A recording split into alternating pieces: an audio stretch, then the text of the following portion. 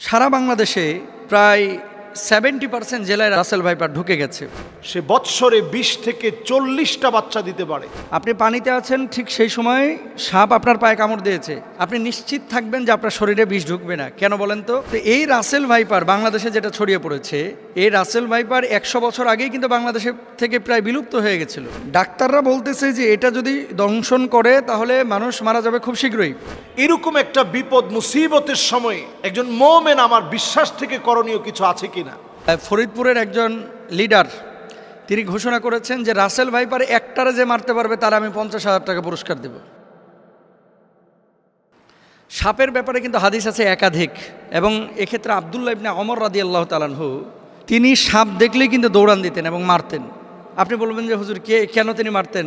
নবীজি সাল্লাল্লাহু আলাইহি ওয়াসাল্লাম এক প্রকার সাপের ব্যাপারে খুব সতর্ক করেছিলেন সাহাবীদেরকে। সেই সাপটা কোন সাপ দেখেন, নবীজি সাল্লাল্লাহু আলাইহি ওয়াসাল্লাম সেই সাপের ব্যাপারে আনা আয়েশা রাদিয়াল্লাহু তাআলা আনহা قالت আমরা রাসূলুল্লাহ সাল্লাল্লাহু আলাইহি ওয়াসাল্লাম বিকতলি জিত তুফিয়াতাইনে ফাইন্নাহু ইয়ালতামিসুল বাসর ওয়া ইউসিবুল হাবাল। আয়েশা রাদিয়াল্লাহু তাআলা আনহা থেকে বর্ণিত, তিনি বলেন রাসূল আকরাম সাল্লাল্লাহু আলাইহি ওয়াসাল্লাম পিঠে দুটি সাদা রেখা বিশিষ্ট বিষধর সাপ মেরে ফেলার নির্দেশ দিয়েছেন, কারণ তার দৃষ্টিশক্তি কেড়ে নেয় এবং গর্ভস্থ সন্তানের ওপরে বিরূপ প্রতিক্রিয়া সৃষ্টি করে। গর্ভে যে সন্তান থাকে এরকম কোনো মাকে যদি এই সাদা রেখা বিশিষ্ট সাপ দংশন করে তাহলে সেই সন্তানের ওপরে ইফেক্ট করে, মায়ের ওপরে ইফেক্ট করে। এটা নবীজি নিজে বলেছেন। কোথায় আছে হাদিসটি? নবীজি সাল্লাল্লাহু আলাইহি ওয়াসাল্লামের এই হাদিসটি আম্মাজান আয়েশা সিদ্দিকা রাদিয়াল্লাহু তাআলা আনহা থেকে বর্ণিত। বর্ণনাকারী আয়েশা বিনতে আবু বকর সিদ্দিক রাদিয়াল্লাহু তাআলা আনহা, এবং হাদিসের মান সহিহ মুসলিম ইসলামিক ফাউন্ডেশন থেকে যেটা অনুবাদ করা হয়েছে সেখানে এই হাদিসটি আমরা যদি খুঁজি তাহলে পাবো। এরপর আসেন আরেকটি হাদিস, ওয়াকল আল আবতারু ওয়াদুত্তুফ ইয়াতাইনে। নবীজি কি বলছেন? লেজ খসে যাওয়া এবং পিঠে দুটি সাদা রেখা বিশিষ্ট সাপ। আব্দুল্লাহ ইবনে ওমর রাদিয়াল্লাহু তাআলা আনহু একটা সাপ দেখলেন, তারপরে এটার পিছু নিয়েছেন। অন্য সাহাবীরা ওনাকে বলছেন, এই তুমি কোথায় যাচ্ছ? এই যে সাপ আমি দেখেছি, নবীজি সাল্লাল্লাহু আলাইহি ওয়াসাল্লাম তো সাপ দেখলে মেরে ফেলতে বলেছেন, এই জন্য আমি মারার জন্য যাচ্ছি। তো সাহাবীরা বললেন, তুমি কি শোনো নাই যে ঘরে এবং ঘরের বাইরে যে সমস্ত সাপগুলা মানুষের আশপাশে থাকে, এই সাপগুলো তোমাকে দংশন না করলে, তোমার ক্ষতির কারণ না হলে তুমি তাকে হত্যা করতে পারবে না। এটা নবীজি নিজেই নিষেধ করেছেন।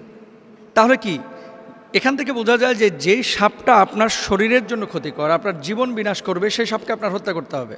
আর কিছু সাপ আছে, আপনি জানেন কি না, সারা পৃথিবীতে যত ধরনের সাপ আছে 80% সাপ যাদের নাই, বিষ নাই, মানুষকে কামড়াইলে এই মানুষের শারীরিক কোনো ক্ষতি হয় না। এবং সাপের একটা নেচার আছে, কিন্তু আপনি যতক্ষণ পর্যন্ত তারে খোঁচাখুচি না করবেন ততক্ষণ পর্যন্ত কিন্তু কামড়ায় না। খেয়াল করে দেখেন, ধরেন আপনার পাশ দিয়ে চলে যাচ্ছে, আপনাকে প্রথমে কিন্তু ছবল মারে না, এটা সাপের একটা বৈশিষ্ট্য। কিন্তু এই রাসেল ভাইপার বাংলাদেশে যেটা ছড়িয়ে পড়েছে, এই রাসেল ভাইপার 100 বছর আগেই কিন্তু বাংলাদেশে থেকে প্রায় বিলুপ্ত হয়ে গেছিল। এটা সাহারা মরুভূমিতে পাওয়া যেত, আরব বিশ্বের বিভিন্ন দেশে পাওয়া যেত। বাংলাদেশে কিভাবে আসলো এই সাপটা? এখন আমরা জানি না যে এটা কারো ষড়যন্ত্র কিনা বাংলাদেশের কৃষিখাত ধ্বংস করার জন্য, যে এই রাসেল ভাইপার ছাড়ে দিলে কৃষকরা ভয়ে মাঠে যাবে না, ধান কাটতে পারবে না, বা জঙ্গলে যাবে না, কারণ এটার ইফেক্ট কিন্তু কৃষিখাতে অবশ্যই পড়বে। ডাক্তাররা বলতেছে যে এটা যদি দংশন করে তাহলে মানুষ মারা যাবে খুব শীঘ্রই, এবং ওই যে মেডিসিন বা ইঞ্জেকশন দেওয়ার পরে, অ্যান্টিভেনম দেওয়ার পরেও কিন্তু কাজ হয় না। অনেক সময় কিডনি বিকল করে ফেলে, হার্ট দুর্বল করে ফেলে, হার্ট বিকল করে ফেলে, এই জন্য মানুষ মারা যায়। এখন নবীজি সাল্লাল্লাহু আলাইহি ওয়াসাল্লামের সেই হাদিস থেকে আমরা স্পষ্টরূপে বুঝতে পারি যেহেতু রাসেল ভাইপার মানুষের জন্য ক্ষতিকর। এবং আজকে দেখলাম পত্রিকায় ফরিদপুরের একজন লিডার তিনি ঘোষণা করেছেন যে রাসেল ভাইপার একটারে যে মারতে পারবে তার আমি 50,000 টাকা পুরস্কার দেব। তো এখন মানুষের জীবন আগে ভাই, প্রাণী, এই সাপ, পোকামাকড় যারা দংশন করে এগুলো পরিবেশের ভারসাম্য অবশ্যই রক্ষা করে, কিন্তু মানুষের জীবনের জন্য যদি ক্ষতির কারণ হয়ে দাঁড়ায়, নবীজির ভাষ্য অনুসারে সেটাকে হত্যা করতে হবে। এবং ইভেন কুকুর, রাস্তায় যে সমস্ত কুকুর ঘোরাফেরা করে আপনার কোনো ক্ষতি করে না, তাদেরকে হত্যার কথা বলা হয় নাই। কিন্তু এমন কুকুর যদি থাকে যে এই কুকুর দেখলেই আপনার পেছন থেকে ধাওয়া করে, বাচ্চাদেরকে কামড়ে দেয়, এই কুকুরগুলোকে হত্যা করতে বলা হয়েছে। সুতরাং রাসেল ভাইপারের যে বিষয়টা, এটা হাদিস থেকে আমরা যেটা বুঝি, নবীজি সাল্লাল্লাহু আলাইহি ওয়াসাল্লাম বলেছেন ক্ষতিকারক যদি হয়ে থাকে তাহলে সেখানে তাকে হত্যা করা যাবে। এবার আসেন, সারা বাংলাদেশে প্রায় 70% জেলায় রাসেল ভাইপার ঢুকে গেছে।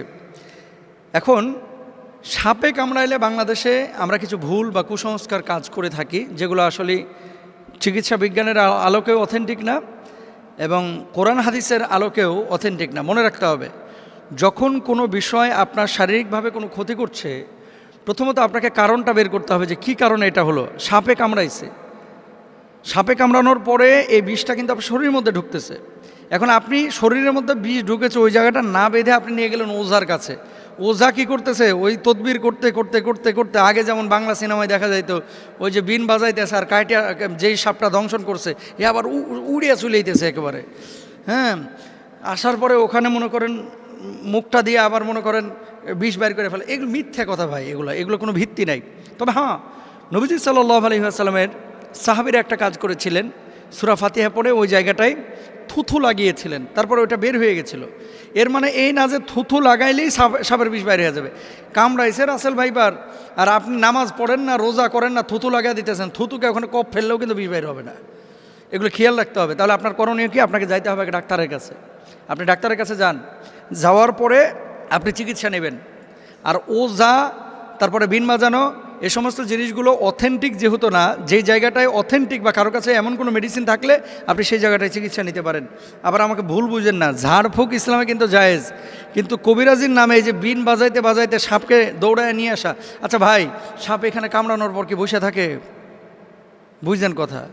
ধরেন কামড়াইলো উত্তরা 10 নম্বর সেক্টরে, সাপটা 10 নম্বরে কামড়ায়া ওই ভাসতে ভাসতে ভাসতে ভাসতে রাত্রে সফর করতে করতে টঙ্গী চলে গেছে।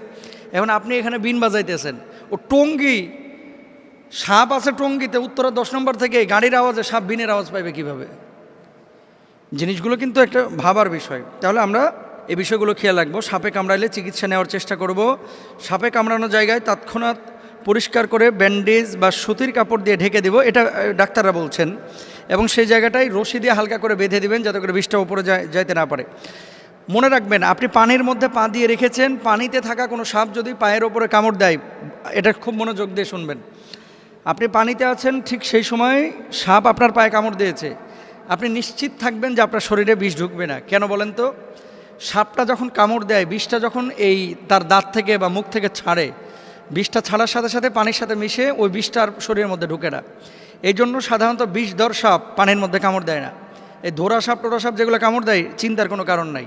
কিন্তু শুকনো জায়গায় যদি আপনারা সাপে কামড় দেয়, বি কেয়ারফুল, এখানে আমাদের সচেতন হতে হবে। অনেকে সাপে কামড় দেওয়ার পর ওই জায়গাটায় মুখ লাগায় চুষে বিষ নামানোর চেষ্টা করে, এটা সম্ভব না। চুষ দিয়ে বিষ বাইর করাটা, এটা বিশেষ করে রাসেল ভাইপারের কোনোভাবেই সম্ভব না। আর বিষাক্ত সাপে কাটলে বাঁচার একটাই পথ, দ্রুত হাসপাতালে যাওয়া, আল্লাহর কাছে দোয়া করা, সূরা ফাতিহা পড়ে সেই জায়গাটায় ফুৎকার করা। যেহেতু এই সূরাকে বলা হয় সূরাতুশ শিফা, মনে রাখবেন, সূরা ফাতিহাটাকে বলা হয় সূরাতুশ শিফা। এবং সাহাবীরা এই আমলটা করে ফলাফল পেয়েছে। আমরা আমলটাও করব এবং হসপিটালেও যাব, আল্লাহর উপর তাওয়াক্কুল করব। আল্লাহ তাআলা তৌফিক দান করুন। রাসেলস ভাইপার নামের যে সাপের কারণে আমরা আতঙ্কিত, একজন মুমিন হিসেবে আমাদের করণীয় কোনো আছে কি না? একজন মুমিন হিসেবে আমাদের করণীয় কোনো বিষয় আছে কি না, যেটার মধ্য দিয়ে রাসেলস ভাইপার সহ বিষাক্ত সাপের ছোবল থেকে আমরা বাঁচতে পারি। রাসেলস ভাইপার এটা কোনো আতঙ্কের নাম নয়। বাঁচার জন্যে আপনি যেইভাবে সতর্ক হওয়া উচিত, সতর্ক আপনি হবেন। আমাদের যে ইকোসিস্টেম, চারদিকের ইকোসিস্টেমটাকে আমরা নষ্ট করে ফেলেছি। আমরা বেজি দেখলেই মেরে ফেলি। আমাদের দেশে গুই সাপকে আমরা হত্যা করি। আমাদের দেশে শিয়ালকে পেলেই আমরা শিয়ালকে মেরে ফেলি। যেগুলো সাপ খেয়ে ফেলে সেগুলোকে আমরা ধ্বংস করার মধ্য দিয়ে বিষাক্ত এই সাপ, যেটা একসময় বিলুপ্ত প্রায় ছিল, সেই সাপটি হঠাৎ করে এত পরিমাণ বেড়ে গিয়েছে। অন্যান্য সাপ যদিও বাচ্চা দেয় ডিমের মধ্য দিয়ে, ডিম পেড়ে সেই ডিম থেকে বাচ্চা বের হয়। আর এই হিমোটক্সিন লালন করা এই সাপটি এতটা বিষাক্ত, সে বৎসরে 20 থেকে 40টা বাচ্চা দিতে পারে। বিষাক্ত এই সাপটি আমাদের দেশের 28টি জেলায় এই পর্যন্ত ছড়িয়ে পড়েছে। এই বৎসরে শুধু এই সাপের কামড়ে 10 জন মানুষ মারা গিয়েছে। বাংলাদেশে প্রতি বছর 4 লক্ষ মানুষকে সাপে কাটে। এই 4 লাখ মানুষ থেকে প্রায় 7,000 মানুষ মারা যায়। আমরা জানি না যে পরিবেশের ভারসাম্য রক্ষায় এই সাপের বিষেরও কিন্তু প্রয়োজন আছে। যারা অসুস্থ হয়ে যায়, ক্যান্সারে আক্রান্ত হয়, তাদের চিকিৎসায় এই সাপের বিষটাকে খুব বেশি আল্লাহ রাব্বুল আলামিন কার্যকরী ঔষধ বানিয়ে দিয়েছে। কিন্তু হিমোটক্সিন হওয়ার কারণে এই সাপের বিষটা এতটা মারাত্মক, আপনি অ্যান্টিভেনাম ইউজ করার পরেও মানুষটা মারা যেতে পারে। 25 দিন পরেও সে নানাভাবে তার কোনো অঙ্গহানি হতে পারে। এমনকি তার যেই অঙ্গে সাপটা কেটেছে ওই অঙ্গটা কেটে ফেলে দেওয়া লাগতে পারে। এরকম একটা বিপদ মুসিবতের সময় একজন মুমিন আমার বিশ্বাস থেকে করণীয় কিছু আছে কিনা? নবীজি সাল্লাল্লাহু আলাইহি ওয়াসাল্লাম এমন একটি দোয়া শিখিয়েছেন, সুনান তিরমিজির ভিতরে এই দোয়াটি এসেছে, হাদিসের কিতাবগুলোর ভিতরে এই দোয়াটি এসেছে। নবী করিম সাল্লাল্লাহু আলাইহি ওয়াসাল্লাম এই দোয়াটি আমাদেরকে শিখিয়েছেন। নবীজি সাল্লাল্লাহু আলাইহি ওয়াসাল্লাম বলছেন, আউযু বিকালিমাতিল্লাহি তাম্মাতি মিন শাররি মা খলাক। আমি আবার বলছি, আউযু বিকালিমাতিল্লাহি তাম্মাতি মিন শাররি মা খলাক। আউযু বিকালিমাতিল্লাহি তাম্মাতি মিন শাররি মা খলাক। সকাল সন্ধ্যায় 3 বার করে এই দোয়াটি পড়ুন। সকাল এবং সন্ধ্যায় 3 বার করে আপনি এই দোয়াটি পড়েন। আবু হুরায়রা রাদিয়াল্লাহু তাআলা আনহু বলছেন, 3 বার যে ব্যক্তি এই দোয়াটি পড়বে, নবীজি সাল্লাল্লাহু আলাইহি সাল্লাম শিখিয়েছেন, ওই ব্যক্তির জন্য, ওই ব্যক্তির উপর থেকে আল্লাহ রাব্বুল আলামিন যদি চান তাহলে বিচ্ছু, সাপ, বিষাক্ত কোনো প্রজাতি যেটা ক্ষতি করার সম্ভাবনা আছে, ওই ব্যক্তির উপর থেকে আল্লাহ রাব্বুল আলামিন ক্ষতিটাকে কাটিয়ে দিবেন। এজন্য আমরা প্রত্যেকে দোয়াটা পড়ার চেষ্টা করি, বুঝে বুঝে আল্লাহর কাছে বলার চেষ্টা করি, আউযু বিকালিমাতিল্লাহি তাম্মাহ মিন শাররি মা খলাক। যত সৃষ্টি আছে, আল্লাহ সব সৃষ্টির যত অমঙ্গল আছে, সে অমঙ্গল থেকে আপনি আমাকে হেফাজত করেন। সাপের ছোবল বড় ভয়ানক হতে পারে। 100 মিনিটের ভিতরে আমার জীবনটা শেষ হয়ে যেতে পারে। এমনকি সাপে কাটার পরপরই শরীরটা ফুলে যেতে পারে, অঙ্গহানি ঘটতে পারে, মৃত্যুর দিকে মানুষটা ঢলে পড়তে পারে, কত রকমের ভয়াবহতা মানুষের উপর নেমে আসতে পারে। এই জন্য এই সময়টাতে আমি আপনি, বর্ষাকালে যেহেতু সাপের প্রাদুর্ভাব বেড়ে যায়, এই সময়টাতে আমরা সতর্ক হই। ফরিদপুরের একজন ব্যক্তি, তিনি এই সাপকে যে মারতে পারবে তার জন্য 50,000 টাকা তিনি বাজেট করেছেন, যে এক একটা রাসেলস ভাইপার যদি মারতে পারে 50,000 টাকা তিনি দিবেন। এটা কেন তিনি এটা বলেছেন? মানুষের মধ্যে এখন প্রচণ্ড ভয়ভীতি কাজ করছে। মানুষ কৃষিক্ষেতে যেতে পারছে না, ধান কাটতে গেলে ভয় চলে আসতেছে যে কখন না জানি সাপ আক্রমণ করে বসে। এই সাপ নদী পথে এক জায়গা থেকে আরেক জায়গায় ছড়িয়ে পড়ছে। আমাদের দেশের 28টা জেলাতে এখন প্রচণ্ডভাবে এবং প্রচুর পরিমাণে, যেহেতু বংশ বিস্তারে 20 থেকে 40টি বাচ্চা একবারেই সে দিতে পারে, খুব দ্রুত পরিসরে তার বংশ ছড়িয়ে পড়ে। এজন্য আমরা আল্লাহর কাছে এই আযাব থেকে পানাহ চাই। এবং এই সাপের ভয়াবহতা দেখার পরে রাসেলস ভাইপার অথবা চন্দ্রঘোড়া সাপ, দেখবেন চাঁদের মতো ছোপ থাকে, এই চাঁদের মতো ছোপ দেওয়া সাপটা আমাদের ঘরের আশেপাশে আঙিনায়, এই সাপের ভয়াবহতা থেকে বাঁচতে এমন কিছু উদ্ভিদ আছে যেই গাছগুলোর ঘ্রাণ, যেই গাছগুলো লাগানোর পরে এর ঘ্রাণ সাপ গ্রহণ করতে পারে না, সহ্য করতে পারে না। এই ধরনের গাছগুলো বেশি লাগানো। এমন কিছু গাছ আছে যেই গাছগুলো সাপ অনেক বেশি পছন্দ করে, এর মধ্যে লেবু গাছ, এবং আমাদের এমন কিছু ফুলের গাছ আছে যেই গাছগুলো দেখবেন সাপ খুব পছন্দ করে। লেবু গাছটা খুব পছন্দ করে কেন? কারণ লেবু গাছের দেখবেন আশেপাশে বিভিন্ন জায়গাতে অনেক সময় ইঁদুর থাকে, ব্যাঙ থাকে। এই যে ইঁদুর আর ব্যাঙ যে জায়গার মধ্যে বেশি বেশি আসে, এমন সব জায়গার ভিতরে আপনি দেখবেন যে কোনো মুহূর্তে এই রাসেলস ভাইপার সহ বিভিন্ন সাপ এই জায়গাতে বাসা বানায় এবং এর আশেপাশেই বিভিন্ন সময়ে লুকিয়ে থাকে। তো অন্যান্য সাপগুলো স্বভাবত মানুষকে দেখলে ভয় পেয়ে যায় এবং সে চলে যেতেই চায়, কিন্তু রাসেলস ভাইপার এটা এমন আতঙ্কের নাম হয়ে দাঁড়িয়েছে যেটা মানুষকে গায়ে পড়েই কামড় দিতে চায় এবং ভয় দেখানোর জন্য এটা দেখবেন ঠিক প্রেসার কুকারের মতো আওয়াজ করে, মানুষ প্রচণ্ড যেন ভয় পেয়ে যায়। এজন্য আমি বলবো যে সাপকে আপনি মারার আগে একটু সতর্ক হবেন, অন্তত 3 বার বলবেন যে তুমি যদি জিন হও তাহলে চলে যাও, জিন হও তাহলে তুমি চলে যাও, জিন হও তাহলে চলে যাও। এরপরে আপনি যদি রাসেলস ভাইপার এই জাতীয় কোনো সাপ যেটা মানুষের জন্য বড় আতঙ্কের বিষয় হয়ে দাঁড়িয়েছে, আপনি এটাকে পেলে মেরে ফেলবেন।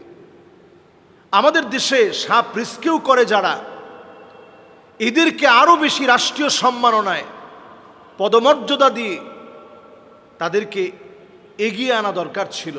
এই মানুষগুলো দেশের এই সাপের মধ্য দিয়ে, এই সাপের বিষ দিয়ে যে মেডিসিনগুলো তৈরি করা যায়, এটা দিয়ে কিন্তু আমাদের দেশ অর্থনৈতিকভাবে স্বাবলম্বী হতে পারত। এবং এই সাপগুলো বিভিন্ন মানুষের রোগ মুক্তির কারণ হিসেবে আল্লাহ তাআলা কোনো কিছু কিন্তু অনর্থক দেন নাই, সব কিছু আমাদের জন্যই আল্লাহ তাআলা দিয়েছেন। তো এটা আমাদের জন্য মুক্তির কারণ হতে পারত, এটা আমাদের জন্য বরং ক্ষতিকারক না হয়ে এটা আমাদের জন্য উপকারী হতে পারত। আল্লাহ রাব্বুল আলামিনের কাছে আমরা ফরিয়াদ করি আমাদের দেশের এই ভয়াবহতা থেকে আল্লাহ যেন আমাদেরকে হেফাজত করেন।